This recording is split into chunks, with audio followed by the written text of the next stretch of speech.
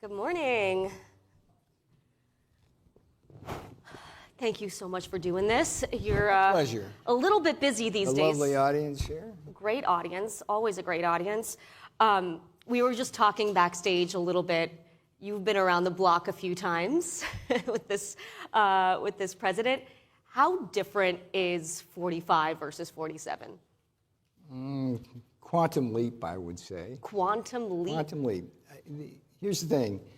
I am one of only 3 people who was with the boss from the 2016 campaign all the way till now. So Stephen Miller, who he met. Anybody heard of? You might have known Stephen. I think a few people know that name. And Dan Scavino, who is the president's great tweetmeister, or now truthmeister, as the case may be.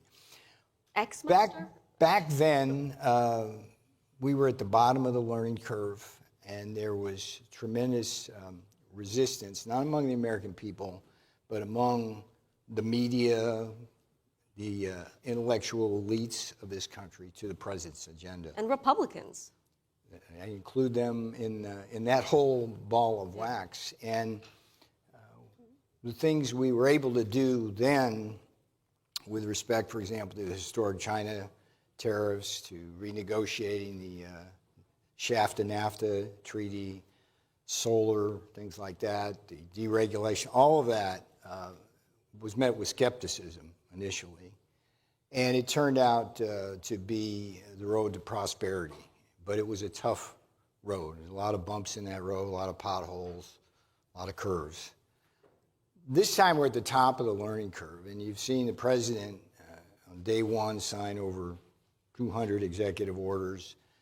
He's hitting the ground running. In terms of personnel, the great Sergio Gore, who I came to know as the publisher of one of my books, and he's a great friend of the president. He's doing an amazing job with personnel. We've got more people already in the bureaucracy than we had at this time. And most importantly, I think that the American public wants what the president is moving forward on. Border security, I think, was a huge part of why he got elected, and also the fair trade issues. So we're moving at warp speed, and it's good for the American people. It's going to be a golden age, Dasha, I think. And as he says, let's see what happens. Well, I got to tell you, when it was announced that you were sitting down with us, I got a lot of people coming up to me very excited to hear from you because of everything that we've seen in the last 24 to 48 hours. This is a very timely interview. You guys are a lucky bunch here because I think everyone is curious to hear directly from you. So take us behind the scenes a little bit here, because we were moments away from tariffs on Canada, and then suddenly things changed. What can you tell us about that phone call with Canadian Prime Minister Justin Trudeau? How did all of that play out? I think what's important to start with is day one. We were in the Oval. He had signed hundreds of executive orders. And the second to last order he signed was the America First Trade Policy Presidential Memorandum. And Dasha, what that did, and I would urge everybody here to look at that if you're curious about the trajectory of trade policy. It set down across like 15 different dimensions all the different things the president intends to do in trade policy. If you're talking about global tariff, that was the first section. Everything we're doing is going to be data-driven. That presidential memo sets forth a requirement to do investigative studies to kind of level set everything, see where we're going, but there's currency manipulation, there's export controls, there's discussions about getting the steel and aluminum tariffs repaired. So that's the context for what's going on right now with respect to Mexico, Canada, and China. And I think whenever you folks are listening, watching the media, reading about it in the paper, I think the biggest failure of the media is when they talk about tariffs, they're always kind of warning you about the downside rather than explaining why. And in this particular case, Dasha. The why is 75,000 Americans dying every year from deadly fentanyl that originates as precursor chemicals in China, that is processed by Mexican drug cartels, both in Mexico and in Canada, and comes across the border not just as fentanyl, but also as particles of fentanyl that spikes everything from heroin and speed to cocaine.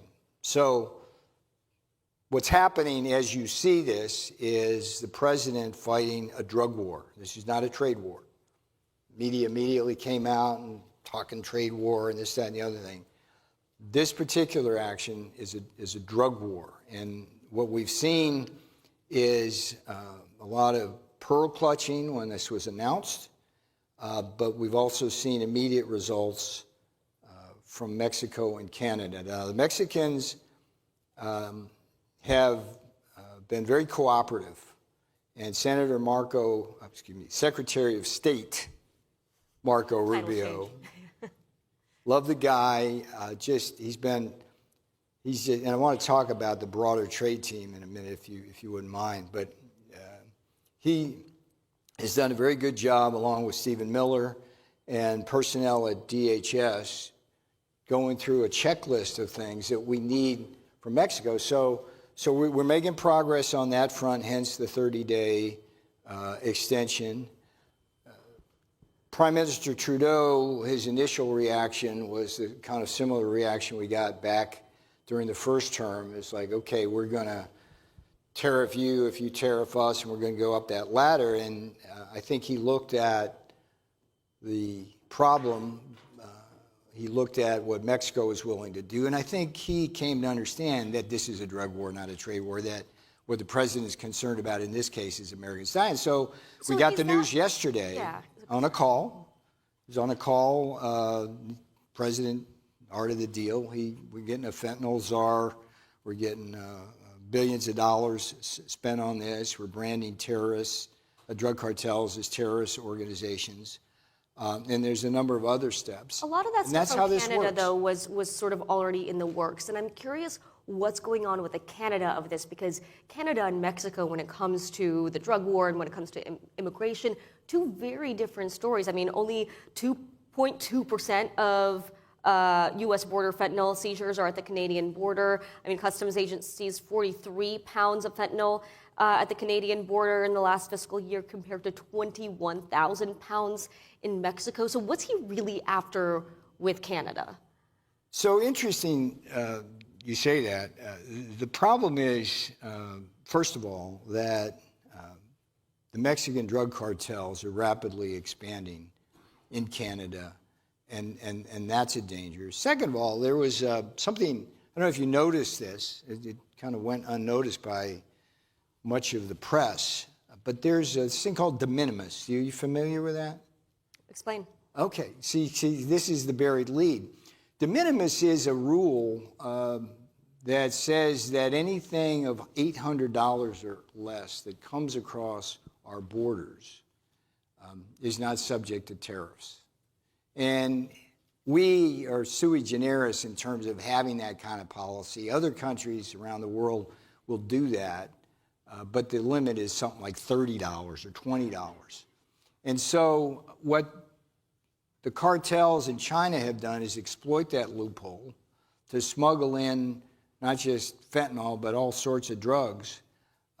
And Canada is a leading source of that avenue for drugs. So that what the executive order did in this case, Dasha, is say de minimis is suspended for these three countries, and we're going to be able to examine that. Now, the other thing is, this is not just a drug war, it's a terrorist war and a border invasion war. And these, if you read the executive orders carefully, that's all embedded in that as well to support the use of the International Emergency Economic Powers Act.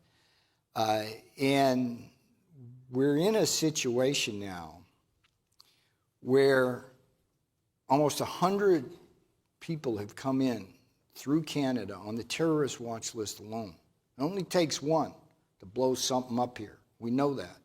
So Canada's visa issues are big, so we got to kind of deal with that. And the bottom line is the end game. What's the end state? The end state is secure borders, only legal immigrants coming across the borders, countries taking back the illegal aliens that were coming here during the Biden regime, and stopping the slaughter of Americans. I don't know how anybody could disagree with that. The only issue is how we get to that. Well, do you think businesses see it that way, though, as a drug war, not a trade war, particularly businesses that do a lot of trade and rely heavily on our partnerships with Canada and Mexico? What do you say to American businesses and potentially foreign businesses that want to invest here who are concerned about the uncertainty going forward? I think it depends on how well we do our job right here. How well do you think you're doing? The media does job. The media does a terrible job. The media... but how well are you doing? Because Trump said he was going to... Let me finish the thought. The media does a terrible job covering trade issues, because the first thing out of their mouth is there's going to be problems. The one I told you I was going to do this. That was not the first thing out of my mouth, sir. No, I'm not accusing you. Well, but let me ask you this, and I'll let you read your quote. Make this point. All right, okay. Make the point. All right, so again, this is from 2016 from Politico. Typical story. I'm not picking on you guys, because this would be a story that would be New York Times, Washington Post, all the nightly news, okay? Donald Trump's presidency would significantly weaken the country, driving the U.S. into a lengthy recession with nearly 3.5 million job losses, 7% unemployment rate, according to Moody Analytics. Okay, so Politico writes that. The reality was real GDP increased almost 3% in 2018. Household income went, and of course, as you know, you may have noticed, we had price stability. So what's happening now as this story unfolds is, rather than talk about it being a drug war rather than a trade war, rather than talking about all the Americans dying, rather than talking about the threats from terrorism, rather than talking about how illegal alien crime on American citizens crime is out of control, rather than talking about how real wages are going down, and in the government statistics of our own government, which shows millions of illegal aliens have displaced American workers, all we hear about is the danger of a trade war and threats to our economy. And that's wrong, because what we have here, what's different here, your first question, what's different? What's different is we have the experience of the first term, historic tariffs on China, historic renegotiations of trade deals, solar, steel, and aluminum tariffs.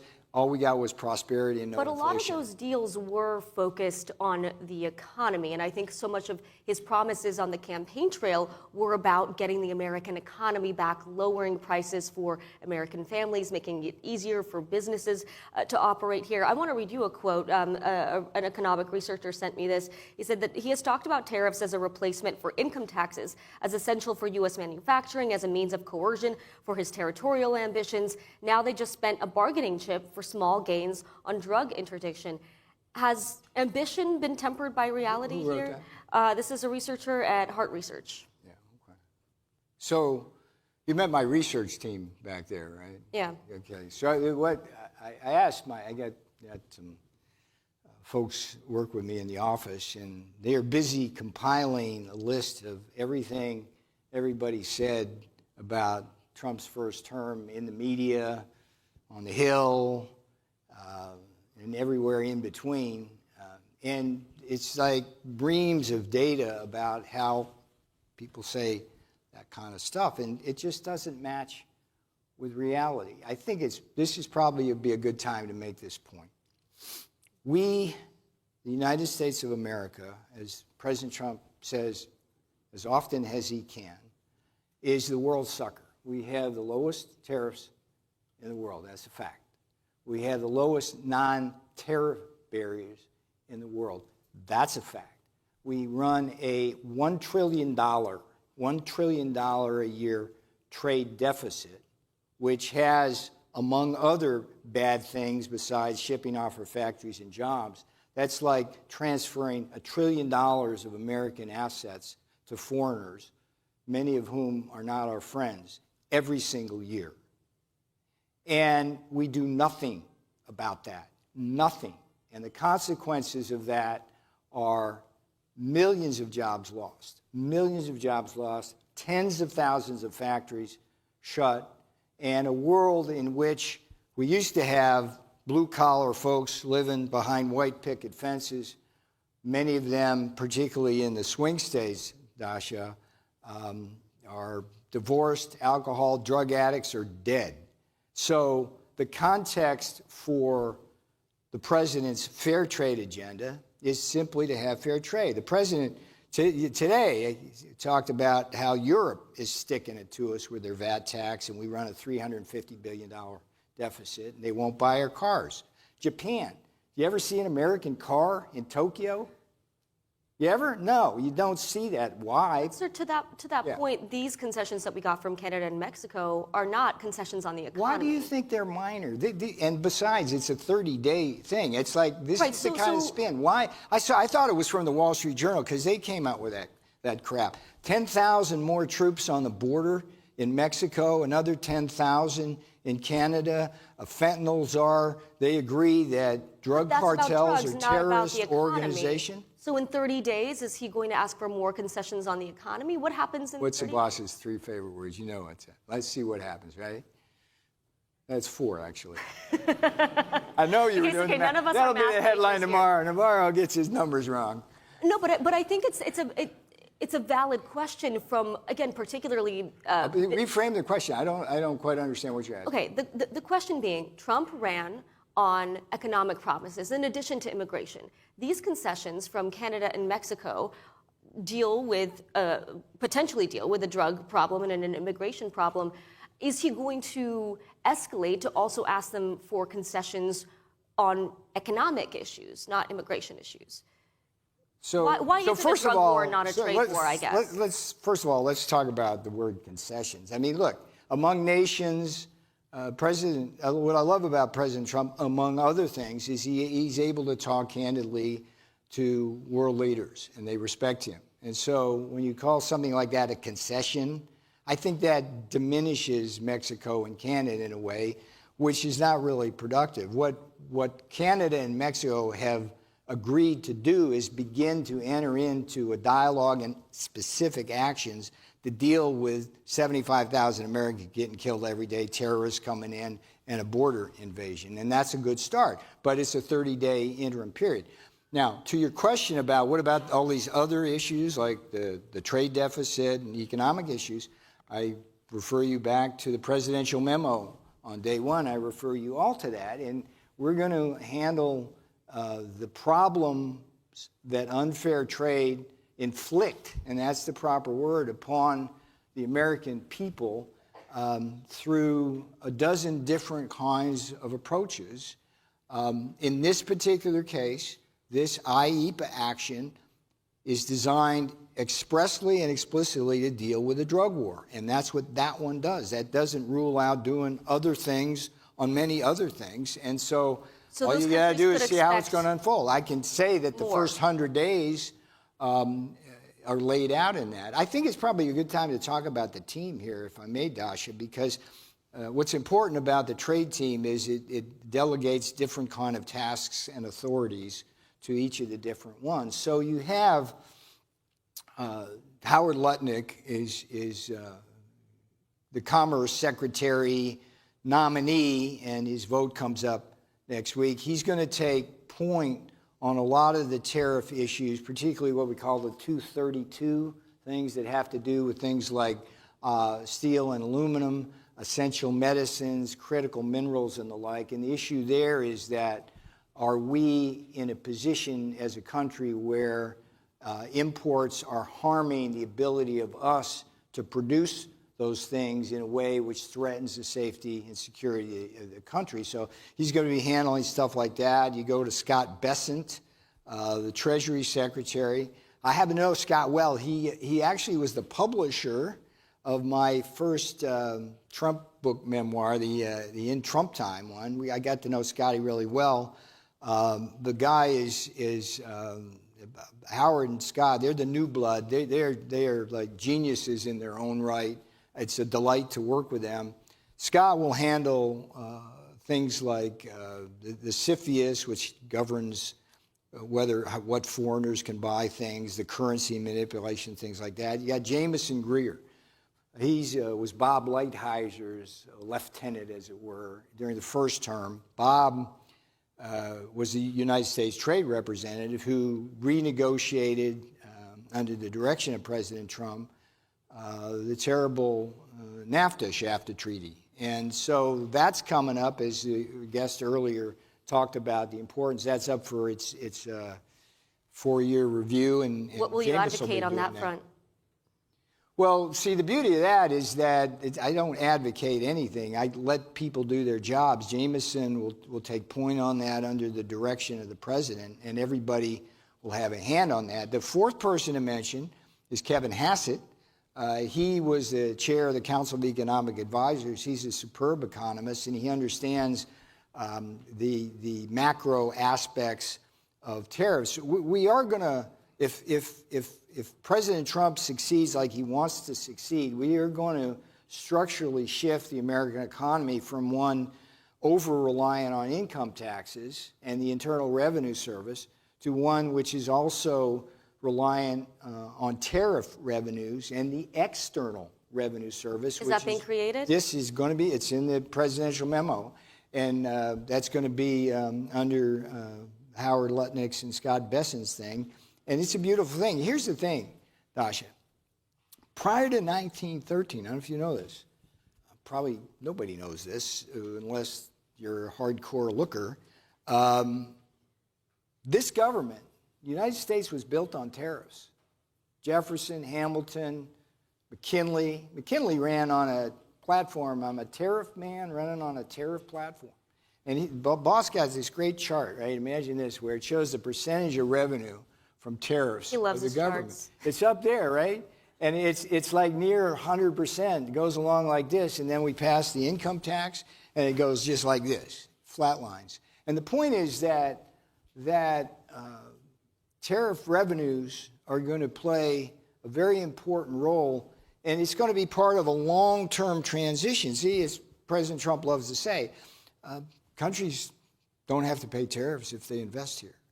Well, let's talk about China, because that is a big factor here. I'm curious why 10% for China, an adversary, but 25% for an ally like Canada. Well, it's the size of the market and the economy. And we already have substantial tariffs on communist China. Yeah, Trump talked about, on the campaign trail, about 60% tariffs on China. Is that still on the table? Again, I urge everybody to read that presidential memorandum and understand that we are going to proceed in a measured way using investigative studies that will be foundational to the actions taken. Everything is going to be data-driven. 60% isn't super measured, so that's not likely now? And in that memo, Dasha, what Jameson Greer is going to do as the USTR is he's going to go back and recalibrate the Section 301 tariffs on China and see exactly what they've been doing. Have they lived up to the Phase 1 agreement that they signed? Have they stopped what I at one point called the 7 deadly sins, things like intellectual property and currency manipulation, the use of state-owned enterprise? But this is going to be done in a measured way, and it's going to be done in a way that will benefit the American people. And we're not going to get headlines speculating about what the president may or may not do. We're going to let him do his thing, because by now it's trust in Trump. This is the latest example of when he does stuff and it looks like things are a little chaotic. It's not. It's genius, and he delivers. And that's what... So the chaos is not chaos, is what you're saying? Not to us. Let me ask, China announced retaliatory tariffs, right? They're talking about levies of 15% for U.S. coal and LNG, 10% for crude oil, farm equipment, some autos, imposing export controls on 5 key metals, a probe into Google. What should American businesses that rely on these goods prepare for? Let's see what happens with the call today. We could have sat here yesterday and you would have said the same thing about Mexico so there's or a Canada. Possibility that China gets an extension and a delay as well? It's up to the boss. I never get ahead from the boss. That's why I'm sitting here. If I got ahead of the boss, I never would have lasted this long. The president also told reporters recently that import taxes will definitely happen with the EU and possibly the UK as well. What could that look like and how soon could that happen? Let's see what happens. It's part of the presidential. Oh, Peter. Look, I'm part of a trade team that is the finest trade team ever assembled. It's a definite upgrade from the last time around. We're all pulling in the same direction, and we've got a combination of several newcomers and 3 seasoned veterans. And we're going to go through the presidential memorandum agenda, and it's going to be a beautiful thing. But you just got to be patient. Oh, we're not good at that. No scoops here today. Are universal tariffs? No scoops. Are universal tariffs still on the table? The first section of the presidential memorandum makes it clear that we are studying the damages that are caused by a $1 trillion trade deficit. The president will figure out what to do about that if the study indicates that there are significant damages, and it's mentioned right in that, the possibility of supplementary global tariffs. Yes.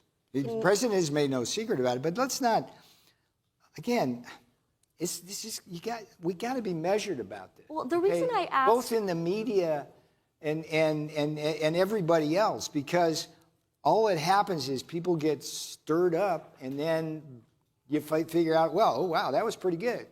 Now we're a step closer now to fewer Americans dying from fentanyl. Whereas yesterday it was like everybody's. So I'm just. Yeah.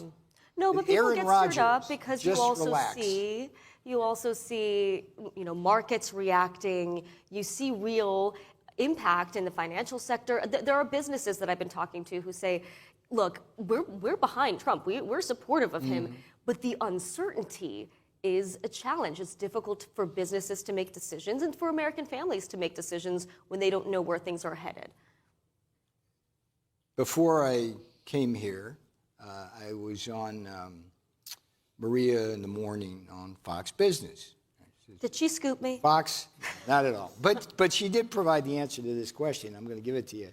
And it's just, it's 400 North Capitol. It's a 10-minute walk over here. And the point I made there is that when you get all these day traders and all this volatility in the market, and the market goes up or down, whatever, on all of these rumors that the media loves to throw at you in big headlines, rather than kind of look more deeper at the thing.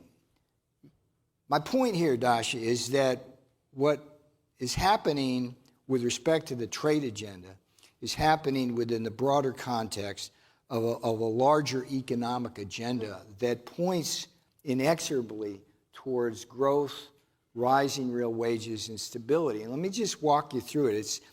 I remember it was one of the most fun days I ever had. It was the day after the election in 2016, and got about 2 minutes of sleep, and I'm on Squawk Box, CNBC, and I get in the chair, and Andrew, Becky, and Joe are, they want to eat me alive because the futures are dead red down. It looks like the market's going to totally melt down because nobody expected Trump to win. And it's like I get on there, and it's like, all right, let's look at the chessboard here. Okay, what is Donald Trump going to do? It's like 4 wheels on the Ferrari here. You're going to have the strategic energy dominance and cheap oil, right? And that's exactly what he's going to do this time. And that's going to be the biggest inflation fighter we're going to have. We're going to let me finish the 4. This is important. Deregulation. We're going to hit that again, but also add a Doge component. That's what we call a positive supply shock. That's good for all the businesses who are concerned. Cheaper oil. And cheaper oil, by the way, isn't just cheaper gasoline prices and home heating oil prices. It's cheaper fertilizer prices. It's all across. Then it's the tax burden, which is going to be lowered, and which is going to be lowered, by the way, by the ability to use tariff revenues in the negotiations with Congress to what they call score that.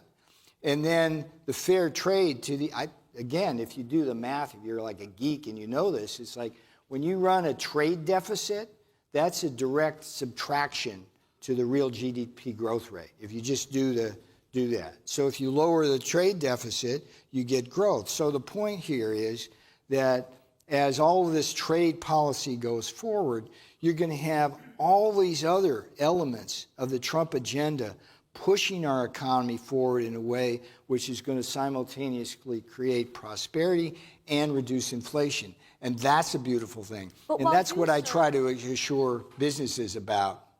Well, that's a good point. But when you see strategy in the chaos, not every business sees it that way. The markets don't love uncertainty. Businesses don't love uncertainty. We don't know what's going to happen 30 days from now with Mexico and Canada. Do you worry that this whiplash we've witnessed could discourage investment? Like, why would businesses invest in new factories, hire workers, when they don't know how this is going to unfold?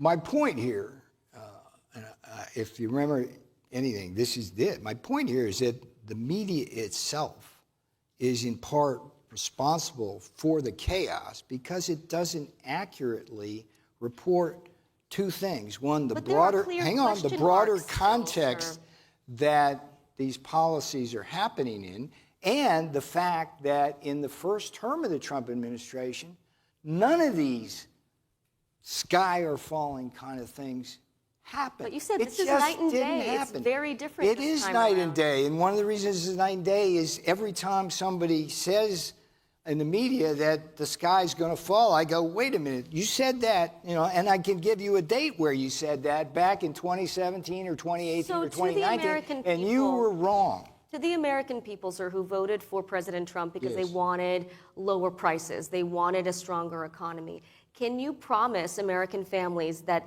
this tariff strategy is not going to lead to higher costs for them? Drill, baby, drill, deregulation, tax cuts. Let's walk through the tariffs. Can you make that promise to the American people, sir? Am I a candidate for any office here? No, I'm not. You're making big decisions. Let me work you through the economics and try to explain why we didn't have inflation the last time, okay? This is important. It's a simple point. Because everybody said we were going to have inflation, right? China and all that stuff. So let's. I appreciate you wanting to talk about last time, but we do have limited time. I'm just wondering if you let me can make this point. That promise. I can make this point that when we put a tariff on as the biggest market in the world on a country that is heavily export dependent, the first thing that happens is they reduce their prices. The second thing that happens is supply chains move around in a way to moderate any inflationary effects. The third thing that happens is we get more investment here, not there. That creates jobs and improved wages here. So what I can assure you of, what I can promise you is that the president's agenda will create a golden age of prosperity. Real wages will go up as they did in the first term of the Trump administration while they went down in Biden's. We'll have robust GDP growth, and we'll have security here from the steps that are taken, not just national security, as we like to say in the White House, economic security is national security. So we're running out of time, so I just have a couple more questions. The president did acknowledge himself that tariffs and some of his policies may come with some pain. He said that in a Truth Social post. So should American people prepare to make some sacrifices in the short term for this longer term vision he has? Look, all I can say is that the plans we have in place will lead to price stability far more than they had during the Biden regime, and prosperity. And again, you can't isolate the trade and not think about $50 a barrel oil. Look, we had around $50 a barrel oil through the Trump term. You know what it was during Biden's? It was like 75 to 80. You know what a price shock that is?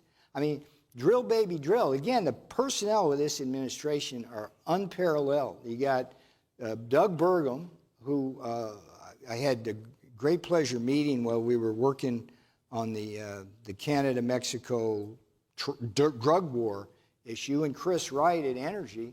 I mean, it's going to be a golden age, as the president says. That's what I can promise. So what is the lesson, big picture, that we in this room, that American families, that businesses, and our trading partners should take away from the last 24 hours?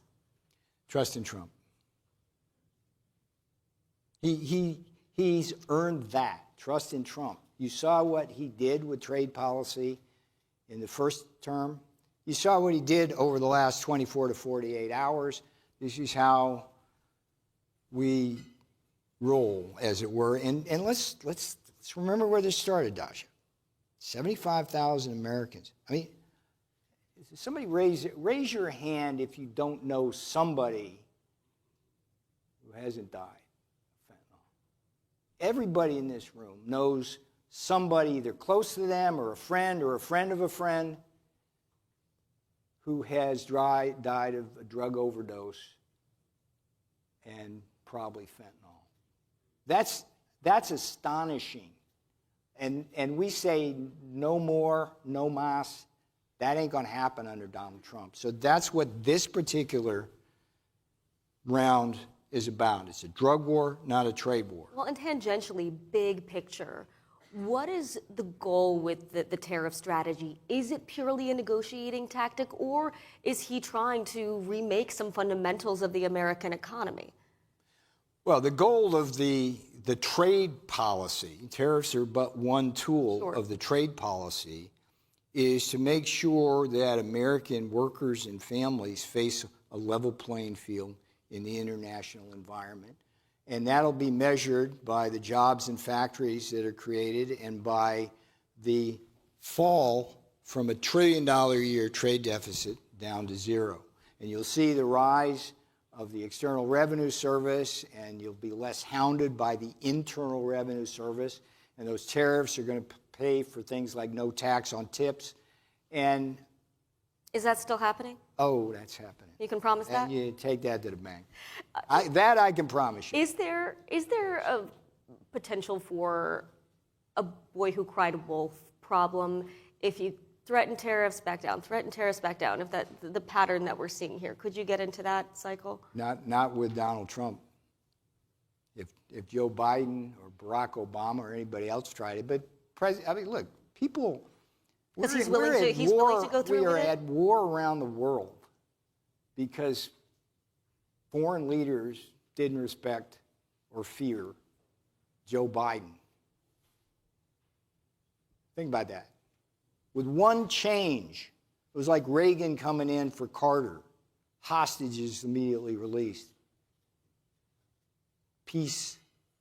You got to remember here, first term, you asked me about what's different. First term, we didn't have any wars. North Korea wasn't shooting missiles up in the air, testing their missiles or setting off bombs so that they could take out Seattle. Iran, we almost broke them and they were quiet. Russia didn't invade anybody. We dealt at least partially with the China issue on trade and would have finished that in a second term. So that's the thing, Dasha. The beauty of all this is that amidst all this speculation, Donald Trump has a record. Trust in Trump. Let's look a little shorter term before I let you go. In 30 or so days. You keep saying that, doesn't you? Have you noticed that? Just one more question. I know. It is my We're at 0 on the clock. We're at 0 on the clock. Okay. I've kept you too long. Yeah, You've got okay. too much to share with us. I promise you this is It's not like I don't have anything to do today. We've got you trapped here. Help the boss save the free world here, and there's just one. Go ahead. All right. One more question. One more question, I'll let you All go. right, it better be good, and you be the judge of that, okay? So no pressure here. 30 days. Yeah. 30 days. Some of the challenges that we've heard from our Canadian counterparts is that what the president wanted from them was somewhat vague. They came up with some of those solutions. Are there metrics you all are using over the course of these next 30 days to figure out, okay, is this working? Do we need to push for more? Well, that's where Secretary of State Rubio and Secretary Kristi Noem and Stephen Miller and others come. That's where the work of the negotiations go. It's not just phone calls between the top leaders. It's all the blood, sweat, and tears that goes into those kinds of negotiations. And what I would just say to the American people and say to you, it's like you're in very good hands right now. Very good hands. This cabinet is. I can't imagine a finer cabinet right now. The only thing I wish is that that hill behind us there would move a lot damn faster, getting confirmations done, not just at the secretary level, but at the undersecretary, the deputy secretary, the assistant secretary. It's the tragedy of government, of this government, that it takes 18 months to get a government in place. And that's almost half the time of a term of office, and that shouldn't be. Almost half the time of this interview. I think you got your money's worth. Sir. The check's in the mail, and Thank you so much for your pleasure. time.